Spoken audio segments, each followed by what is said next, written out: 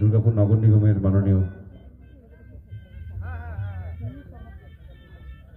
এটা একমাত্র পল্লবের পক্ষেই সম্ভব।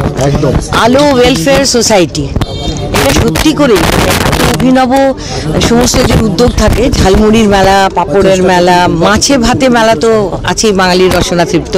পাঁপড়টা সকলে, সর্বধর্ম সর্বজাতি সকলের পছন্দের জিনিস হচ্ছে পাঁপড়। পাঁপড় খায় না এরকম মানুষ নেই, যারা নিরামিষ খায় তারাও খাবেন। তো এটা আর সব থেকে যেটা ভালো লাগছে সেটা হচ্ছে এটা সাধারণ মানুষের হাতের নাগালে। খুব কস্টলি কোনো মেলা যদি হয় বা সেরকম জিনিসপত্রের দাম হয় তাই সবাই কিনতে পারবে না। এটা একদম খেটে খাওয়া মানুষ, মাটির কাছের মানুষ, তারাও কিন্তু এটাকে খেতে পারবে, মানে এই মেলাটাকে উপভোগ করতে পারবে। আপনি তো পাপড় খেলেন, কত রকমের পাপড় রয়েছে? এখানে প্রায় 16 রকমের পাপড়ের আয়োজন হয়েছে। তো আমি তার মধ্যে ধনে পাতার পাপড় টেস্ট করলাম, অসাধারণ। মানে এঁচড় থেকে শুরু করে, মোচা থেকে শুরু করে আম, সমস্ত রকমের চাল, এত অভিনব ধরনের। আর এর সঙ্গে সঙ্গে শুধু পাঁপড় নয়, আমাদের হারিয়ে যাওয়া যে সমস্ত শিল্প, যেরকম বহুরূপী, ছোটবেলায় আমাদের মনে পড়ে, এই প্রজন্ম হয়তো জানেই না বহুরূপীর কথা। ছোটবেলায় দেখতাম যে বহুরূপীরা বাড়ি বাড়ি গিয়ে সেজে সেজে পয়সা উপার্জন করতেন। তো সে বহুরূপীদের মেলা এখানে হবে, তাদের ডেকে আনা হবে, তাদের অনুষ্ঠান হবে। পুতুল নাচ আরেকটা হারিয়ে যাওয়া শিল্প, সেটাকে তুলে ধরে আনা, যেটা আমাদের বাংলার মা মুখ্যমন্ত্রী মমতা বন্দ্যোপাধ্যায় চেয়েছেন, যে আমাদের হারিয়ে যাওয়া শিল্পগুলোকে আবার ফিরিয়ে নিয়ে আসা, মাটির কাছের মানুষগুলোকে আবার জাগিয়ে তোলা।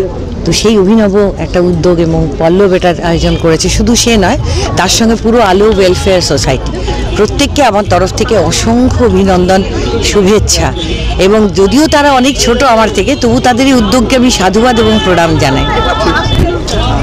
এটা শীতকালীন মিলন মেলা আমরা 4 দিন ধরে করতে হয়েছে। আজকে 30 তারিখ, আজকে থেকে শুরু হলো।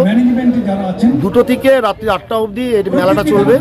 আজকে পাঁপড়ের মেলা থেকে শুরু হলো। ধনে পাতার পাঁপড়, লঙ্কার পাঁপড়, টমেটোর পাঁপড়, আলুর পাঁপড়, মোচার পাঁপড়, চিংড়ি পাঁপড়, আপনার বেসনের পাঁপড়, বিভিন্ন ধরনের পাঁপড় নিয়ে আজকে আমরা বসেছি। এবং হস্তশিল্প মেলা, বিভিন্ন দোকান বসছে, বাউল গান হবে সন্ধ্যাবেলায়।